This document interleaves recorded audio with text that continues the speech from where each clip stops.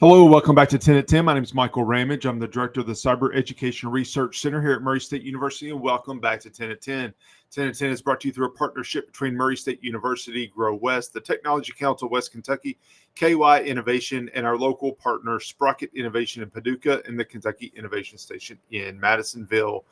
Welcome back to episode 221 of 10 at 10. We are continuing our look at some of what I would consider the minimum standards, the best practices for cybersecurity. And what I mean by that is that if you're going to do just a few things, then these are the things. Actually, let me go to the slide. These are the minimum number of things that you need to do. These are create a policy, these 5 things in the middle, and then an ongoing testing and assessing. We've talked about passwords. We've talked about number 3, the security awareness and training. We've talked about backups. Today, we're going to talk about endpoint security. We're going to finish with a preview of monitoring, and then we will touch on testing and assessing at a later time as well. But let me start with the definition of endpoint security. What is it? At the very basic, it's the protection of network devices, your endpoints. An endpoint is anything that's on your network that's an endpoint device. Your computer, your laptop, your phone, your tablet, your printer, your server. There's a lot of different things that are endpoints. So what does that? I just listed some of these: desktops, laptops, smartphones, tablets, servers, IoT devices. There's a lot of different things. Now, for years and years and years, when I said the word endpoint detection, what did you think? You thought antivirus software. This is a graphic from Palo Alto that kind of walks through the progression of endpoint security over the decades. Back in the day, there was an antivirus software component, and that was important. I remember, the I love you virus. Everybody got the I love you virus back in, I don't know what that was, late 90s, early 2000s. Everybody got it. And we knew what it looked like. So we could create a definition of this is the I love you virus. And if you receive this via email, then block it. So we started using a database of known signatures, and that's great. Well, then we kind of went to the next step, and we said, okay, there's some machine learning that we can do, kind of next generation antivirus that's even better. And then we start to do that a little bit better and a little bit better and a little bit better. Well, we've evolved quite a bit.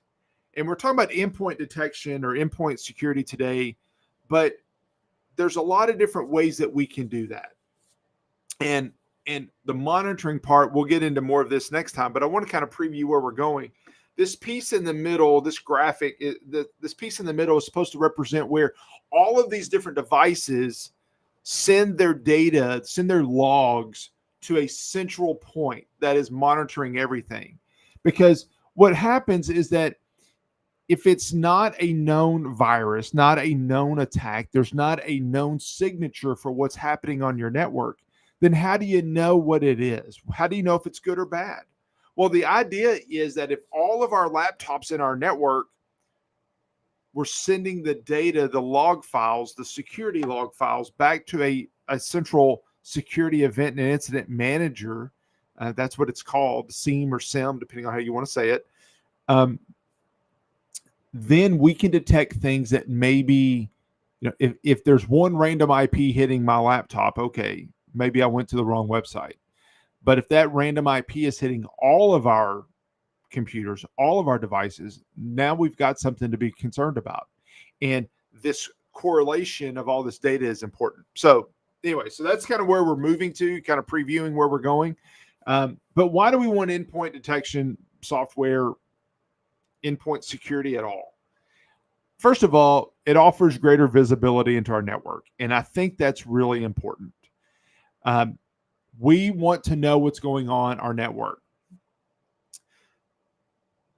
The biggest risk of our organization is, frankly, our endpoints. I mean, nobody's going to break into a network to be on the network. They're going to break into a network to try to break into our endpoints. So we need to protect that.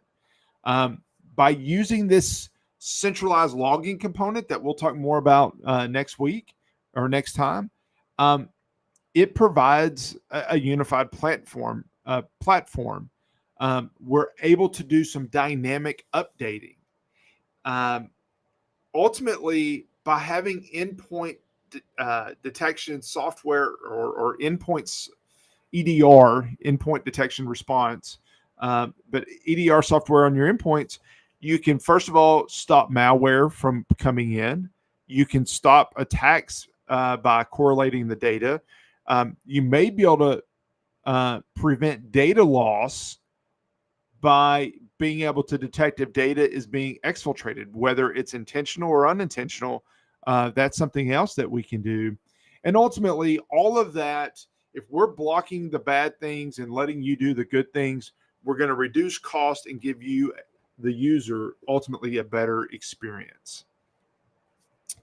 Now, why do I talk about this, and why is this an important thing?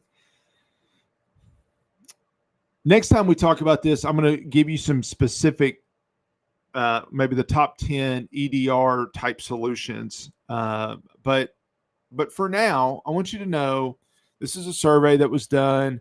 1/3 of small businesses in the UK, US are using free consumer grade cybersecurity software on their endpoints.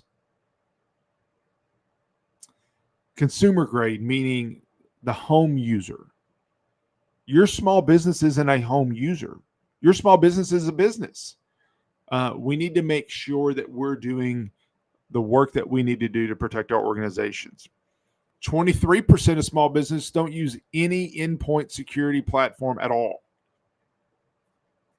So add those two together, almost half are either using consumer grade, free, or nothing. 51 of IT professionals consider endpoint attacks to be successful because their endpoint security solutions aren't effective enough at detecting the threats. So all those people I just talked about, they're talking about you. So what? What does all of this mean? This is, first of all, a challenge. I often tell people this, that you get what you pay for.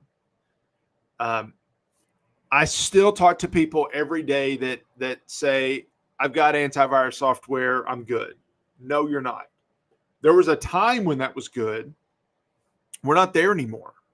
You know, a virus in the absolute traditional sense of the word, from a security standpoint, they're still out there, but they're a small portion of the attacks.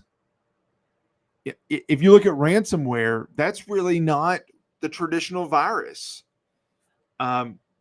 If you look at an advanced persistent threat, an APT, that's not a traditional virus. So all of these threats that we're seeing today, a small portion of them are what we would consider a traditional virus. So we've got to have software and detection software that is better. Antivirus software is not doing it. Windows Defender has something that's better than nothing for sure. But we need to look at what can we do to be able to better detect. And if it can correlate that data together into a centralized repository, even better.